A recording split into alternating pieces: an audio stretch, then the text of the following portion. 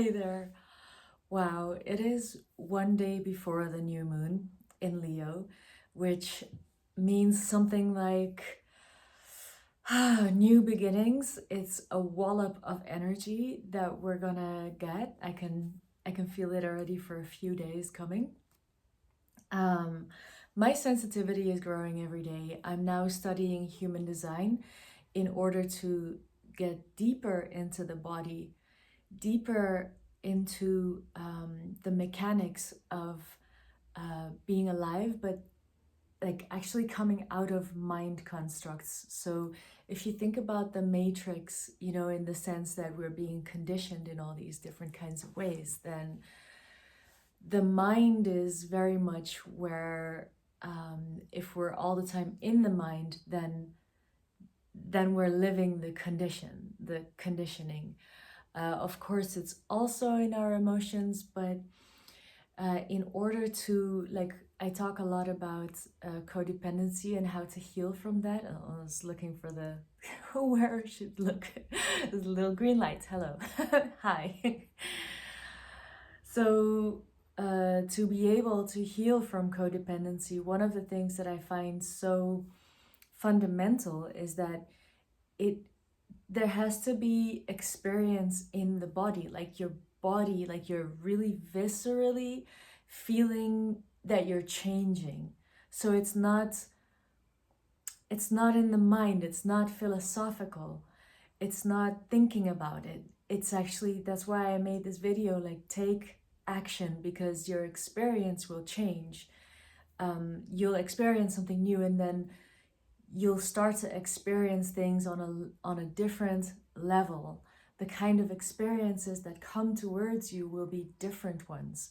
You won't be in the same gnarly situations of codependency as you were before. Every time that you make a decision from, like, being conscious and then take a step, and you'll get different results. So I am sharing these videos so that I don't know what this is gonna be. Is it gonna be like a kind of sitcom where you can see how changes are happening? I don't know. I What I've learned from human design up till now, and I'm doing it in this very queer way, uh, weird way. I've started on the below the foundations. It's called variables. When you look at the human design charts, you have these arrows above the head, around the head, and those are actually kind of the way the cognition works. Okay, so I'm sure that's too technical for everyone because there's not many people who know about that, but that's actually below the foundations of the human design that actually then creates the other structures. And I found that it really works very well for me. And one of the things that I need to do is to have structure that I repeat and rinse and repeat and repeat and rinse and repeat. So I am creating at this moment a community for people who are interested in that kind of thing, who are interested in having some guidance about what your unique blueprint is, so that you can start living the mechanics of your body. And it's not in the head, it's like things start to move in a way, like you start to, like, the matrix responds to you. What do I mean with this? I know this is a super weird word, but it's like you it's like you're being Neo at the moment that he knows how to control the matrix. It's not that you have control, that's not what I'm saying, but it, like, the matrix starts shifting because you're now acting in a way that your body code is has power. So human design is all about making choices.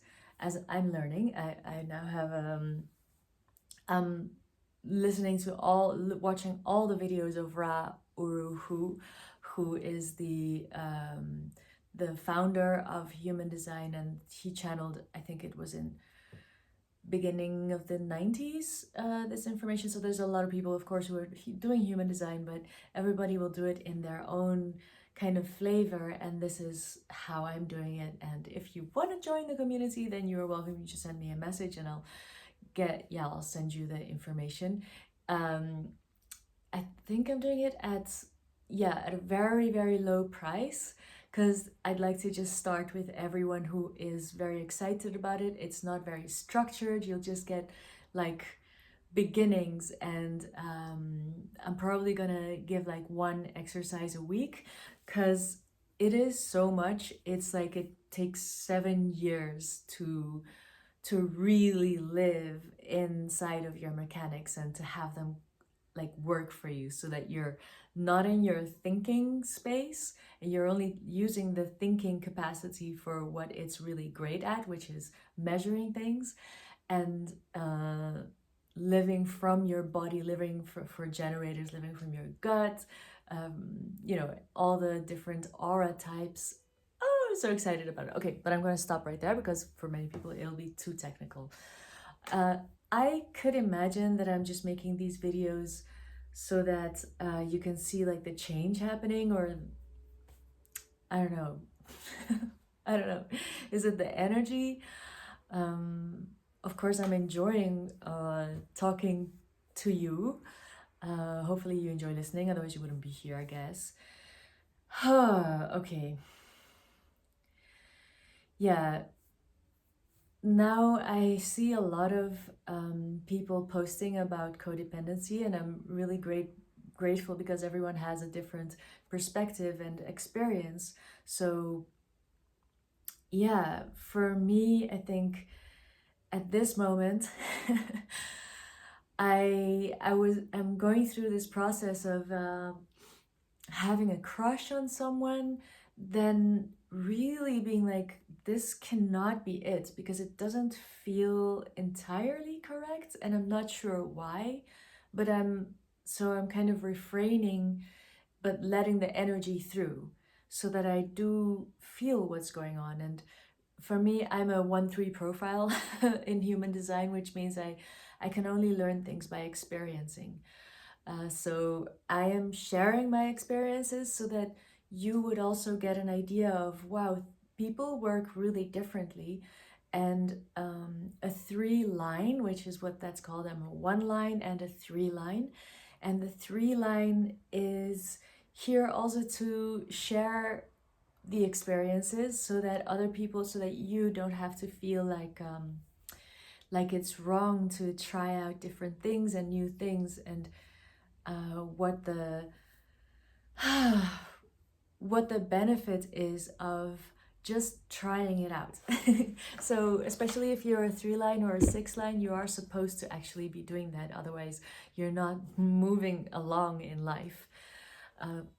So yeah, it'll make life so worthwhile. So often we're avoiding pain, right? Sorry, I jumped. But in codependency, one of the things that we're actually unconsciously doing is avoiding pain. And what I noticed, how people were sharing about narcissism and how to get out of those situations, is that it sounded very much like you need to have stuff in your head, and but it's like the behavior of people. And when it's very difficult to have ideas in your head and not realize really how you are also behaving in a certain way. You're putting off energy that is, the other person is also reacting to your energy, and it's very hard to know what you are doing. So looking back, I can see that I had also, and someone else could say about my behavior, that there was accents or ways in which I was being narcissistic. But then let's say that word narcissistic is a way of behaving that is being unempathetic, like like you're in that moment not taking into account how it is for the other person. And I have had this experience, and it was a very big relief for the people that I was in relationship with when I noticed, and I could say to them, hey, I noticed that I behaved in this way. Like, for example, I had certain triggers that I would start to feel hysteria rising in me. And any kind of the energy that I expressed from that, the other person in the relationship was in that space was experiencing incredible pressure to abandon themselves and look after me and like be there for me, because that's actually literally what I was asking. I was like, yeah. And I could say with my words, like, yeah, you have to still tell me if this is not okay for you and you need to go and take care of yourself. Like, that's your personal boundary. But like in this case, the person wasn't actually practiced at all in expressing their boundaries. And so they felt completely overwhelmed by me. And I was so triggered that in a way I didn't care. But that's the thing, right? When we get so triggered, then the pressure is rising, and we can have like our head, like cognitively, we can say like, I'm a nice person, I react kindly. Those are in the moments that we are in a okay space, like we feel okay. Then it's, yeah, hopefully everyone is being kind to each other when you're feeling okay. The trick is when it really counts in the moments when you're super triggered. Then you really see where you're at. So I hope that what I'm saying is not making you feel guilty and ashamed of yourself, but rather a step before that, like, don't go down that lane. Stay a little bit like, I might be doing that. There will always be situations that you will do that. And the point, I think, it's better to, maybe at the beginning you just want to make sure you're not hurting other people. Of course, that's a very good thing to want and to do and to take responsibility over. But I do notice also how with other people, how they on YouTube, especially when they're talking about how to behave themselves in relationships, that I noticed there's a lot of it is just coming out of the mind. And that it might be helpful to not only be trying to be a good person, but to start to investigate, to just release a little bit of that pressure of having to see yourself as a good person, because you might not always be a good person, right? And to start to acknowledge that you might not be a nice person all the time, and to release some judgments around that, so that you can start to question why you're doing that behavior. Where is it coming from? What might you actually need for yourself? And this is getting into like deeper places of the, of the inner world. This is getting into this deep fundamental truth that emotion is energy. And the inner world, when we have like traumas, which is a kind of a metaphysical stuckness. So in a trauma, some part of you gets stuck because something has happened, and your being wasn't able to handle it in that moment. So there's a kind of a shock, and that's a freeze. You know how you can even know with this word shock has this this stunning element in it, like, and in that moment, the energy stops moving. So I'm talking about energy, and emotion is energy in motion. So stuckness and trauma, that emotion is actually fundamentally our one way, the way that we are built, that we can start to flow, that this stuckness can start to flow. So it's happening in tears, it's happening in laughter, it's happening in anger to an extent. Anger really shows us what actually we're feeling, but it's kind of like a cover emotion. So when we have anger, with all the emotions, we want to also grow the capacity to not get stuck in one emotion, so that we're not attached to that one emotion. I know I'm explaining things that, like, when you hear them, it's like, oh my God, that is so many details. But you can always come back to this video, and I'll just keep repeating them, so you can just keep watching these videos if that's your style. And please let me know what your style is or what would work for you, because I'm a generator. I respond to things. So you expressing what works and what doesn't is something that I can definitely work with if it works for me. So we're having like a conversation. So please comment if you feel any of those things. Okay, so talking about the inner world and the narcissistic thing, situation, person, relationship, behavior of this other person, that is something that you are noticing exterior to yourself. And that is where the mirror, as it were, is. It's like this situation is mirroring something inside. So I am of the mind that probably most people that we encounter in our lives have some element of themselves that is like not taking good care of another part of the self.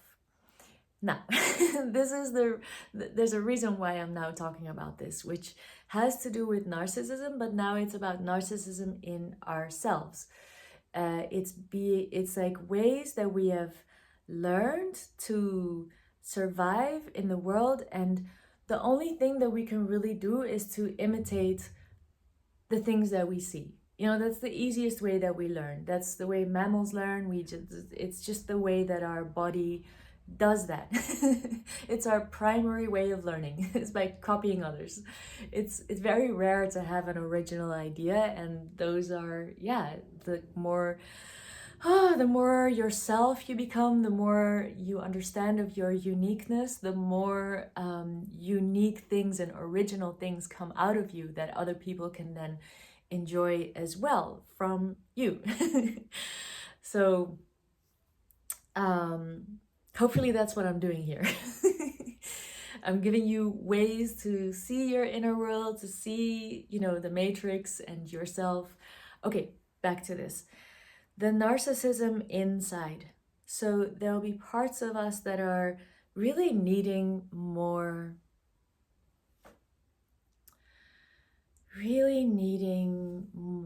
care. In astrology, we would be able to see it in the chart, where that would especially be.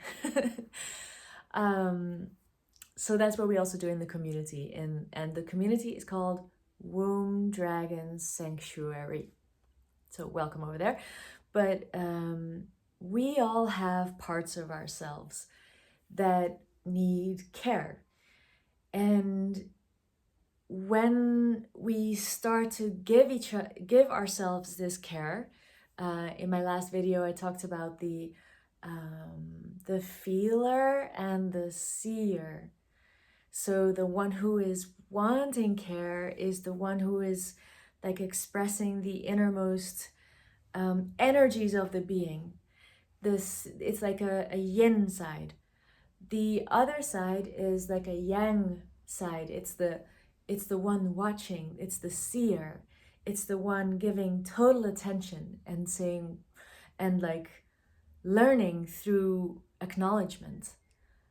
And it's like watching what's going on. And we all need to have both of these aspects working really well. So what narcissism would kind of be, as an example, I'm not sure if it's the whole thing, but it would be like the seer, the yang side of ourselves saying, no, I need to reject that feeling, or I need to reject the shame or the guilt, or I need to reject this vulnerability because it's going to make me feel unsafe. That might be to an extent true in the exterior world where we are needing to survive. But actually, the more and more we get this inner world kind of aligned and working harmoniously, like chugging along like a very well-oiled machine, like a locomotive, like a train, and it's just like our experience changes, like our exterior world does change. That's the whole thing about Neo, right? He learns to he transcends the codes of the matrix. And so for us, we can see we have an inner matrix, we have an outer matrix, and they reflect each other. The quality of our inner matrix is reflecting the quality of experiences that we are getting. And it's not the complete truth as I see it. This is all my perspective, right? But I'm trying to talk to you about the cosmic codes of this world. And to know them is one thing, super interesting, wow. To live them, ooh, now we're changing the inner matrix. Now the outer matrix is changing because of the actions that we're, because we're acting with this. So, giving ourselves this attention.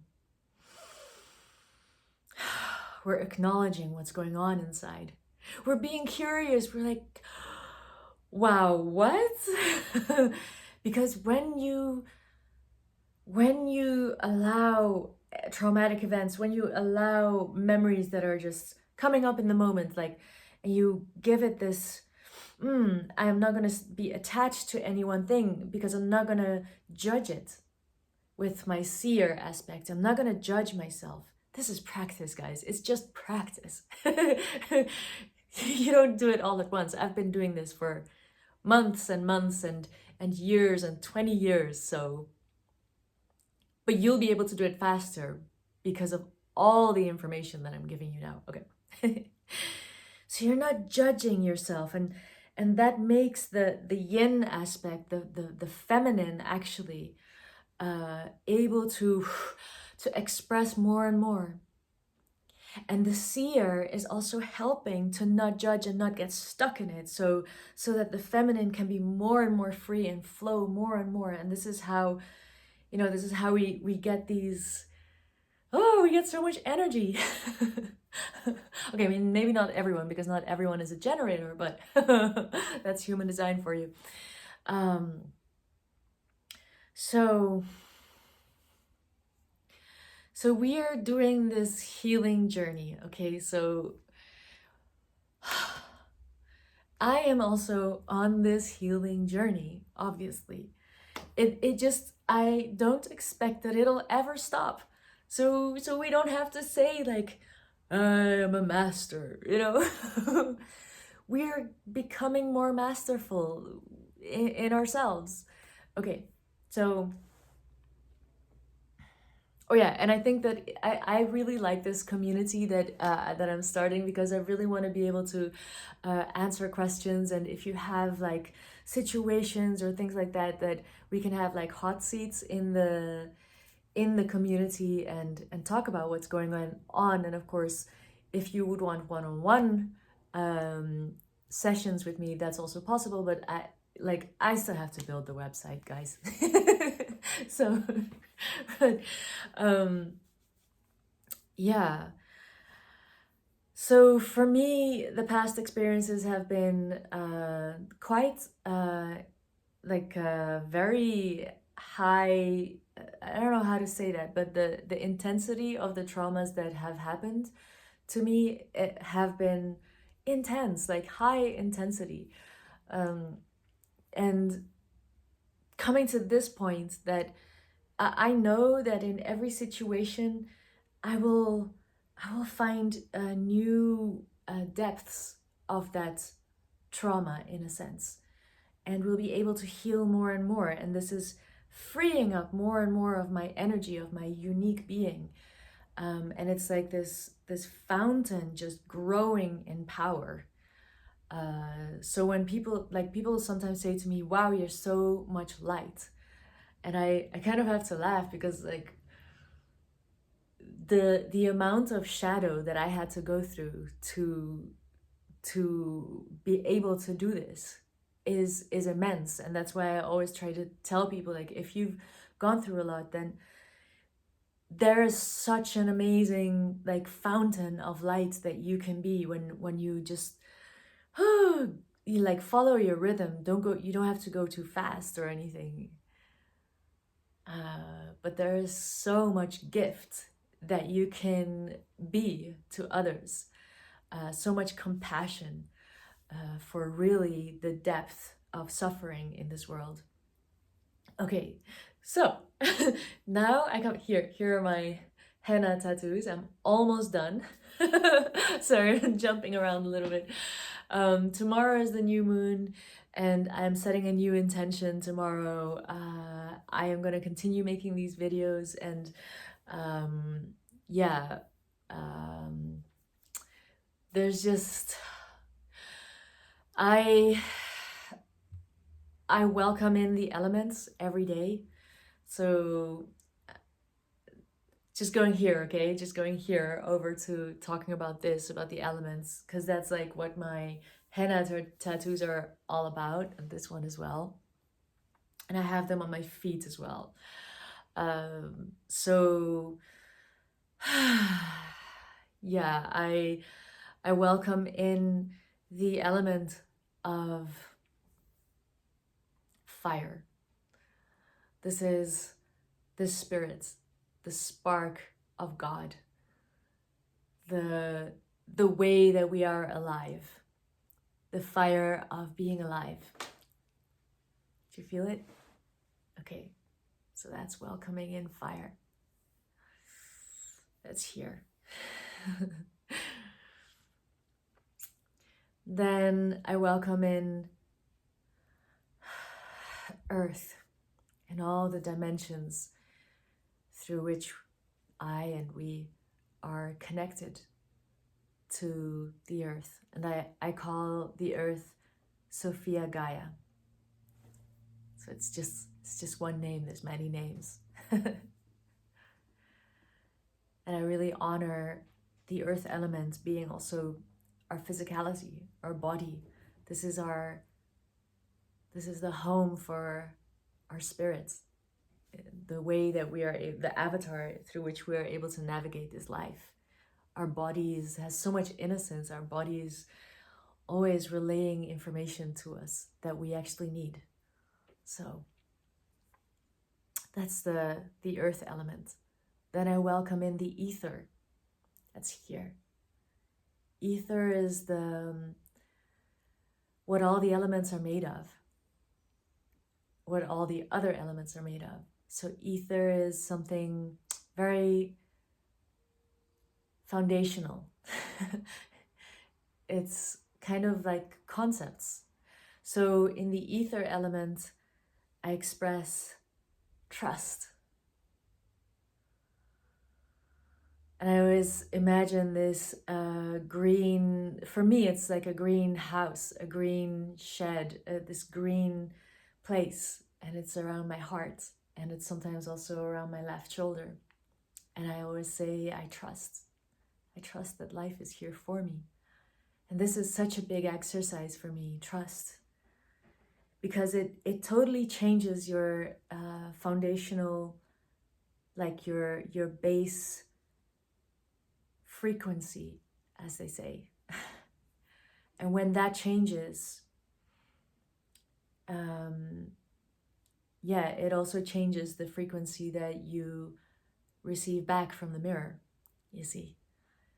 So I trust, and I fake it till I make it. It's really a remembering of what the frequency of trust is. Sometimes I think of trust like an environment that I love to be in, a green environment that is just the color green can be very, like for me, green is the color of trust. So then, I say I trust. I thank the elements of ether. And the other side of the elements of ether is I trust my being. I trust the unique code that I came here to be. I trust that everything will come through that.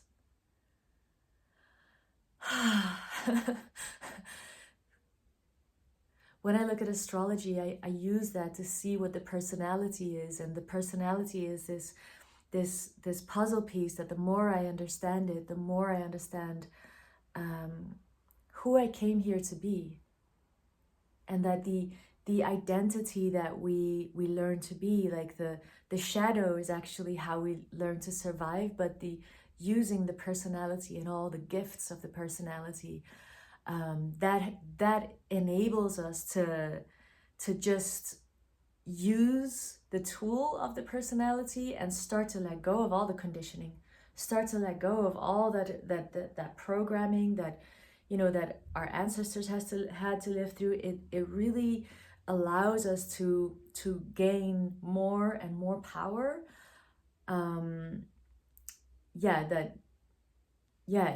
It's like our very personal gateway into this life.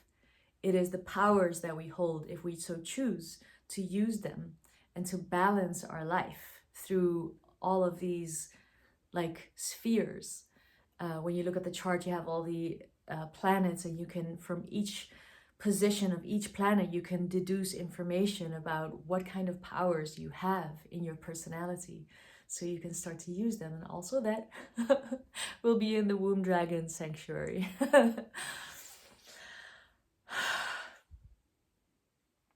So in the ether element, I express love for myself, for who I came here to be.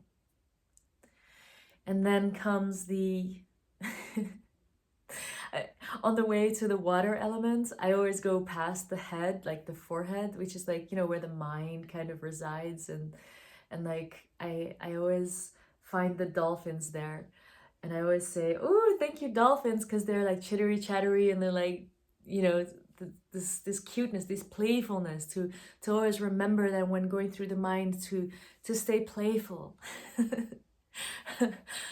So yeah, then I'm grateful for the water element. And the water element is reminding that life is flow. Life really is flow. Our mind likes to put things in boxes and like have a very linear way, like it goes from this to this to this to this. And it's like, that's actually not what life is like. Life is flow.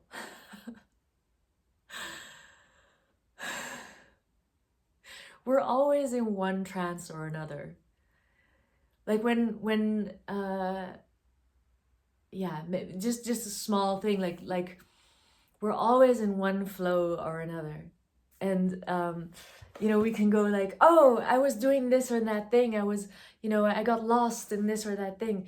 Yeah, you were in that flow. It's all right. Now you're here. Every moment has quality. So yeah, surrender is also part of flow. being able to live life and flow. um, so yeah, that's the element of water. I really also like the expression of mar and mare and mari, Maria. These are all water words. But mare also means master, I learned. Um, and yeah, something that I want to still talk about this thing that was shown to me, a video about Maria Mare. Yeah, there's the feminine aspect in the water and the light and the water together. Anyway, okay, I'm gonna come back. Here we're in the element of water, and I honor water.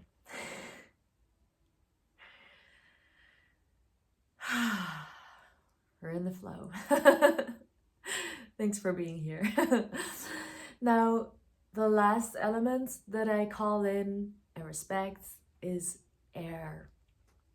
And for me personally, air is the hardest one, because this is where mind shows itself. Like the way that we use mind shows itself in the element of air. So air is this element of quickness. Like our thoughts are the element of air. Air is like in our thoughts, we can have moved to, we can imagine things that our body cannot go there. So the element of earth is super slow. The element of air is the fastest thing. We imagine it and then we're there. I imagine a sandy beach on a sunny day and I'm there. I'm starting to experience that.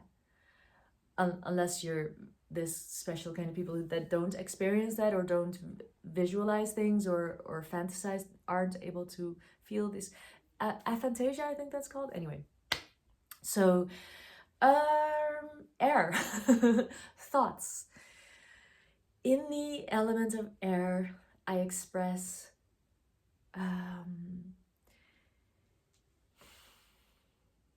when we come to air, there's definitely, we need to have discipline around how we use the mind. So air gives us spaciousness. Like within space, we can be. Like spaciousness gives us also like our emotions can like, okay, there's space. I'm not cramped. I expand my mind to realize that I can give myself space to feel things. I can have the seer in me say, all right, there is space for this. I am space holding for the feeler. The feeler is more like water. I am space holding spaciousness. Then what I also said about the seer is the capacity to be fresh, that to not be attached. Those are actually two things of the same coin.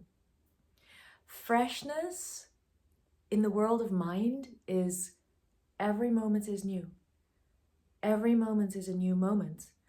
I am not attached to what happened before because now I'm registering what is now.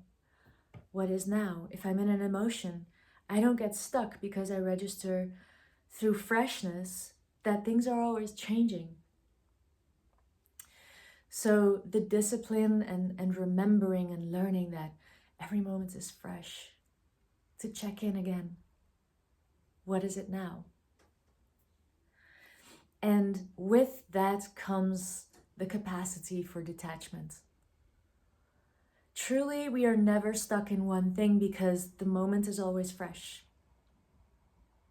And whenever, I mean, we're humans. We're not made to be perfect. We're made to be here, messy, and experiencing many things, and so no judgment. But we're learning. We're learning this we could be learning this discipline of what is it actually to be detached. It doesn't mean you lose responsibility for things. It doesn't mean you stop feeling emotions. It doesn't mean you start saying, oh, nothing exists, like some people do. Like nothing exists, like something happens and you say nothing exists. There's this, there's a like whole ideologies around that. Yes, nothing exists. Truly, truly nothing exists. And yet everything exists. I'm here, aren't I? You're watching this video, aren't you? How do you know, it's true at the same time. Yes, we are projected into a matrix. Yes, this matrix has codes. There are ways that you can, know the codes so that you have more impact. Does it matter? Maybe not. But we're here. We're here. So that's the element of air. And these 5 elements, I welcome them in every day. And when I go to sleep, I do it the other way around. And I thank them. So someone once asked me, why do that? We are these elements. So it's remembering that we're in the fabric of life. We're part of it. We look like individuals, but that's only on one dimension that we are individuals. On many dimensions, we are not.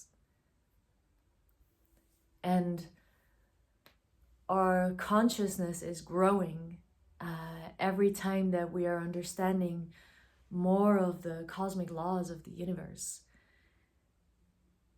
Then we are able to handle ourselves. That is what awakening is. Like, okay, you awaken, you realize, then now what are you gonna do? You're gonna start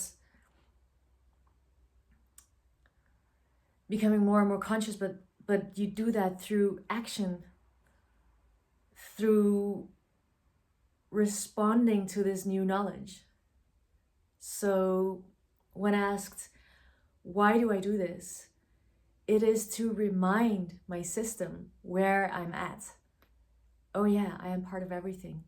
There is nothing ever going wrong. I am here, I am a node. I'm like a conjoining of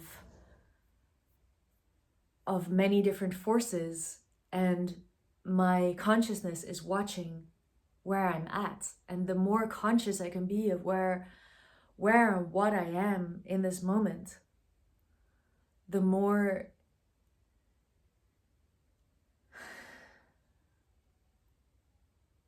I can use these realizations and not act helpless. Then remember, this is all happening for me. I have only power when I choose to be conscious and choose to use what power I have. Make a different choice. Life changes. Make a different choice. Realizing things. So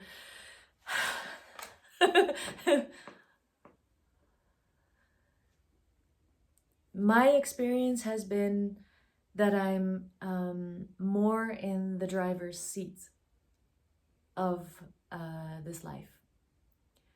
It gives me access to perspectives that matter in the moment. It's also a foundation. The 5 elements are a foundation for understanding the cosmic laws of the universe. So it helps to be reminded every day, to realize every day, so that you're noticing more and more of the laws, because this is the foundation. So you understand, like if you know the elements that make up a tree and you remember them every day, it's like you start to notice all these specificities about the tree, right? things that you otherwise would not have known or noticed. Okay.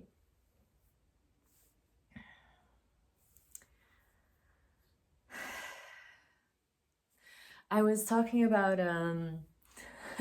this experience that I've had about having a crush on someone, and it was important to me to know what is the higher what is coming out of this experience, because I knew I could not act on these feelings. So I was like, there has to be something that I'm trying to move through and get to on the other side. So there's been many iterations of this journey, but now, and coming to the new moon, the one that was very important for me was the breaking of the hearts. Now, if you've seen my other videos about codependency, I talk about having to go within. Let the heart break. Let the heart break. What is the thing that you're most afraid of with codependency? It's pain. It's someone leaving you. It's utter pain. It's this deep feeling of, am I going to be abandoned? When you're a child and you're surviving, that is legitimately something that your psyche is trained, and you will have a trauma around that. And then apparently the only way for that trauma to be solved is when the fire is as hot as when your system was pushed into that trauma. And later in life, apparently there's I've heard this, and it just feels very correct, is that you'll experience the crisis again. And now is the chance to, so if you're in a crisis, here's your chance. Now is the heat, the pressure, the crisis, the intensity is creating the circumstances for the metal that was formed, that is your structure. You're back in the furnace. And now here's your chance to see, for the seer to meet the feeler in this depth of hell, and to have the structure reform. So don't get re-traumatized. Allow the feeler to express what's going on. Allow the seer to grow its capacity to hold space. Allow the seer to understand what it is to be non-judgmental, and yet so present. To be detached, and yet show so much compassion.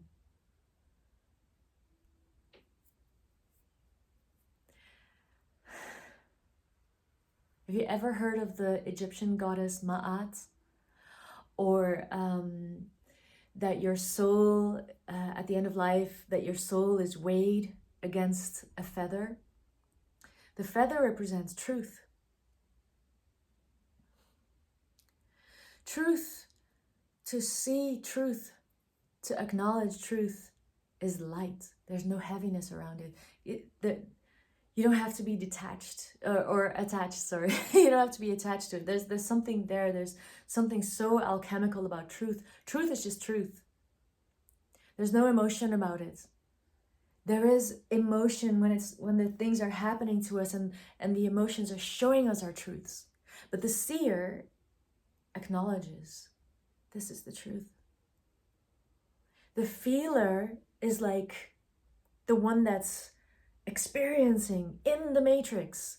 The feeler is like the feminine aspect, saying, this is how this is being experienced. This is the broil that I'm in. This is the energy moving. This is how my tears are flowing. This is how my skin feels when I feel embarrassed. This is how it works. This is how it's happening. And the seer goes, I am acknowledging this. And that's why we don't want to be attached to one thing like guilt or shame. It's fine. You're gonna feel all those things, but don't stop there.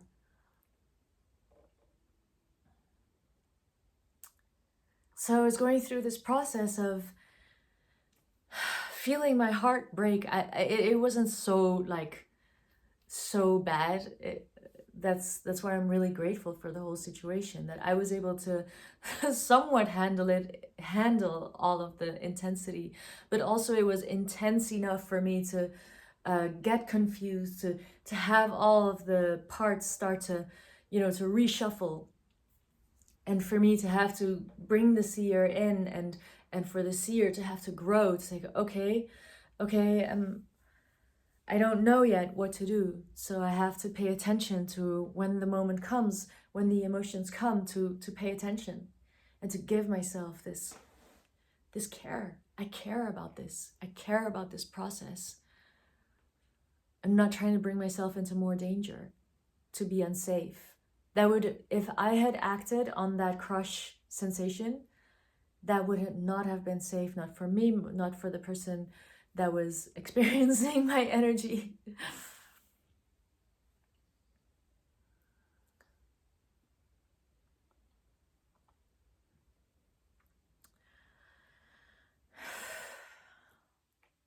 So much happened in this.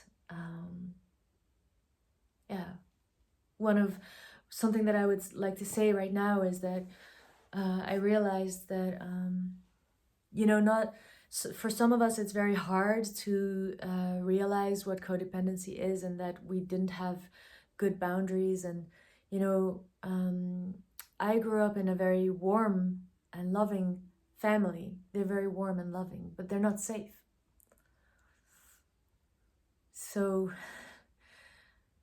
So I know and I express warmness, but I don't have a model for what is safe. And I can see now that my whole path with codependency has been one of attracting and expressing warmness and kindness and happy emotions and that kind of thing, but but confusing that with what safety actually is, because there isn't any foundation or model laid out before me of what safety actually is. And any kind of safety that I was modeled, that wasn't genuinely safe, because it didn't count for me. I did get violated in very severe ways. And this is one of the things that I don't see other people talk about codependency, is that what about when it's in your family? And I know this is for a lot of people, like, what if violence has happened to you in the family and you're still in the family? And, people have it with their jobs and they're still in the job. How do you deal with the situation when you're still in it? When you can't literally get out of it? The thing about that is it gets very confusing, and you start to be a confused person in life in many things, because you don't have a model for what clarity is. Because you've never been, this is my experience, because if you've never been in a safe situation, you don't actually recognize it when it's there. And you tend to move towards not safe situations, because that's the one that you recognize. That's the one that gives you a feeling of, okay, I have control over this. Okay, this is something that I can handle. It's very natural. So, if that happens to you, it's super, super natural. Doesn't mean it's good for you, but you can't do it with your head. It's things that you have to realize and then do something with. So you might then, like me, I know that for a lot of people, I'm a very warm person, but I might not be the most safe person socially. I get myself into social situations and interactions that are like, why? Or they kind of get messy. Like, what? Why?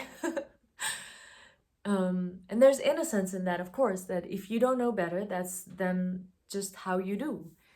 And like I said, I'm a 3-line. I only know how to adjust things that I've experienced, or that I'm cognitively realizing this would be a better idea. I'm going to try that out. I'm going to try it. And then I'll find out whether that works. And I'll come and tell it to you here. All right, where am I at? 55 minutes. Okay, perfect.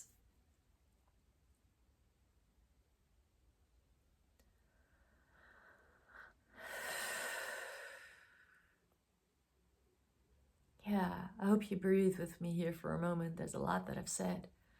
Oh, by the way, if ever you want to feel like you need somehow some way to process this better, you can like take some kind of object and just move it from hand to hand. It just helps like your right and left brain hemisphere to balance. Yeah. Okay, I wanted to get back to this breaking of the heart. When you can allow your heart to break, the light comes through. We're all in this earth plane. We all have suffering. The more that you realize about what's going on, the more the heart breaks. That's been my realization of the past week. It's heartbreaking. It's heartbreaking to know how little influence you have, and hopefully, if you're watching this, it's like, oh, you have influence. Yeah, sure. We do with what we can, and that should be enough. But yeah, my heart was breaking, and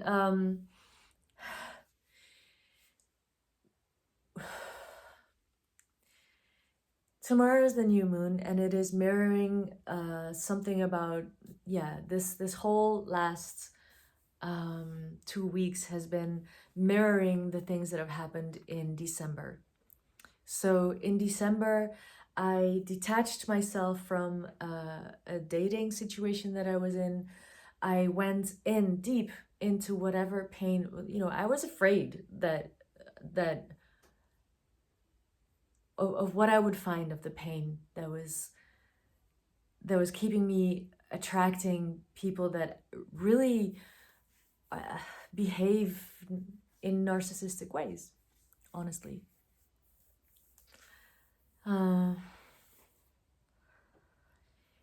It was terrifying, but I made it through. Gosh, I feel a little off when I'm talking about this, because it's something that you have to experience for yourself, but I allowed my heart to break for myself. I allowed myself to go back to the moments that actually reminded me of how heartbroken I've been, and where I was actually stuck in trauma. And also in the past week, when I've felt this heartbreak again, and felt like I felt so much anger coming up, and I know it's still there, but this is just life, this is how, and just continuously moving through in process, and realizing this anger about the world, about really since I was a little child, realizing just, oh my God, the further I grow, and there's like more mud everywhere, there's like more shit, the more I see of the world, the more I see how badly it's going. Yeah, sorry, this is really this actually feels really heavy, and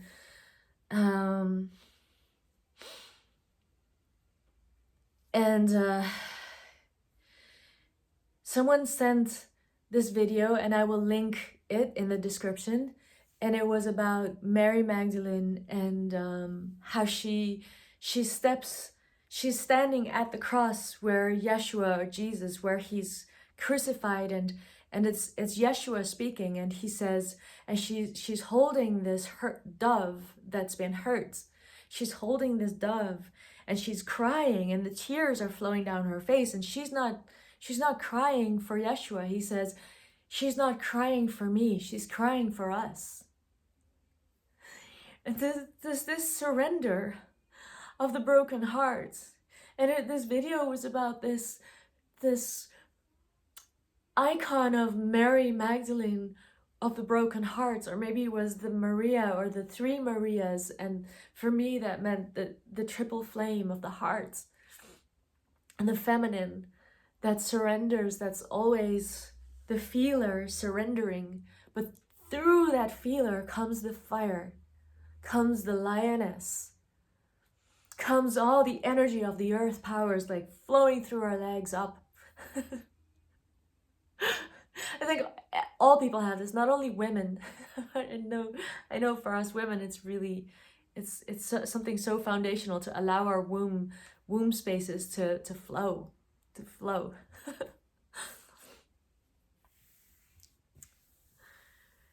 And there's this song that this guy, he's called Lars Muhl, and he had this song, and I was listening to the video, and it just, this is how life goes for me. I'm just then completely like, this means something. And yeah, I'll link that video here, and the broken heart that we have that allows light through. I send you blessings that we are all here with broken hearts, that if we are allowing the empathy of our being, our sensitivity to shine through, you know, to just allowing ourselves to quit this survival game as far as we can, you know, we're growing our seer and our feeler.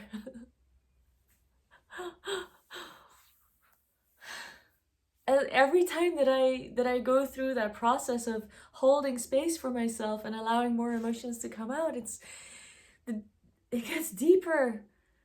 You know, the baby in me that literally in this lifetime has experienced being forsaken.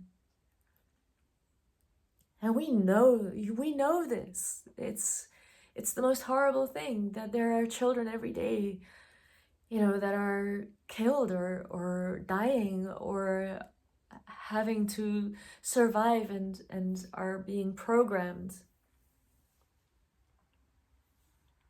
This is where this symbol first started for me, when I made the prayer that I will do what I can to speak the truth so that there can be transparency in this world, at least from where I'm at, so that there can be transparency, so that when these children find their way to freedom, that they know that there are safe places, that there are people trying to be safe.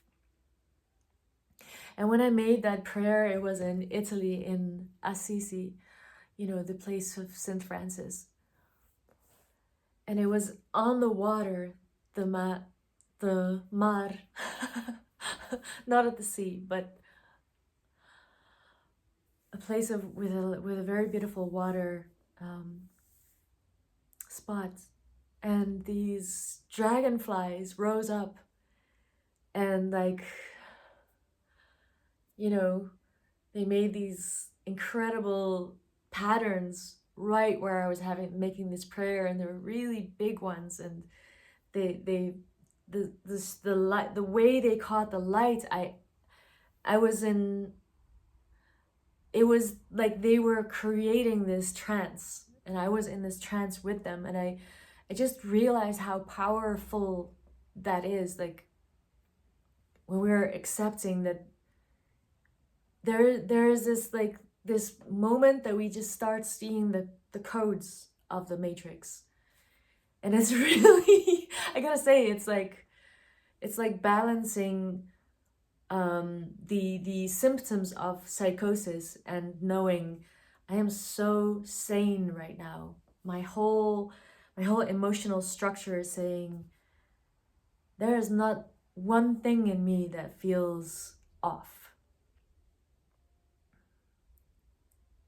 And it also came after I had expressed something very difficult that felt very confusing, that I had asked my body, just be honest and I'll accept what you're telling me. And that's how that process started. And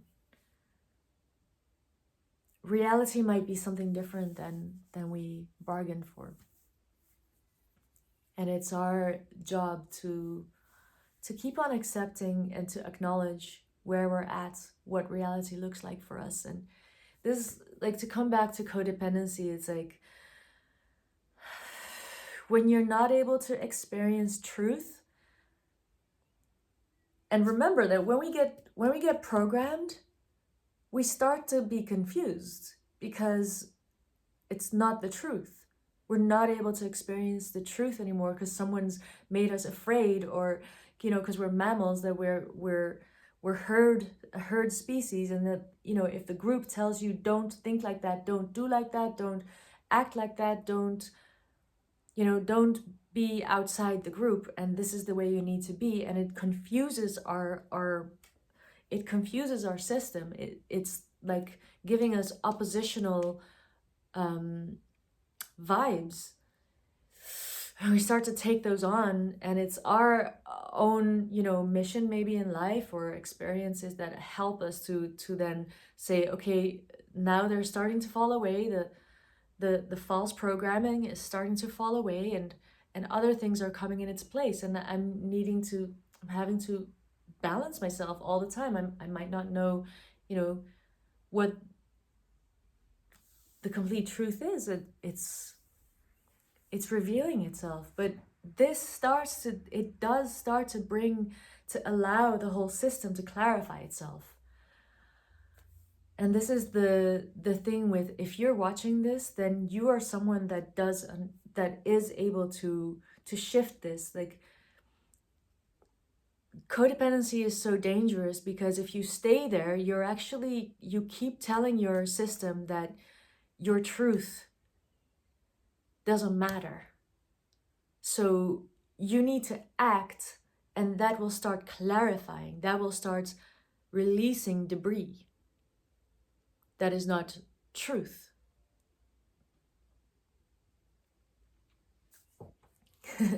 All those people who have in their astrology placements, like planets or an ascendant or something like that in Capricorn and in Sagittarius are very aware of this. Or this might really speak to you. Like, truth is so important. Truth is like, it's like our almost like, it is like our number one guiding system, like point in our that guides us, and we can hold truths softly. We don't have to go, now I know the truth, I'm gonna hammer it into the wall, into stone, and that's it, because it'll change.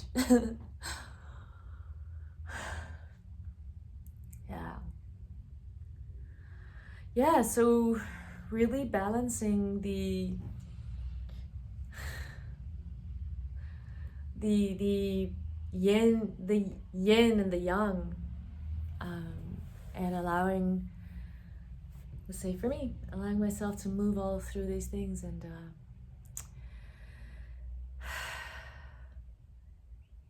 just have to feel if there's anything else that I need to say. No, I think that's it.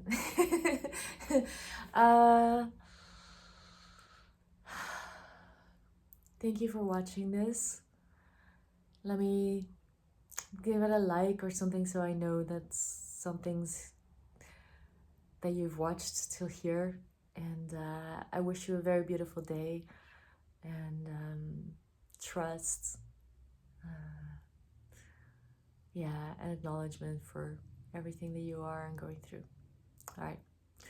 Thank you. Bye. Bye-bye.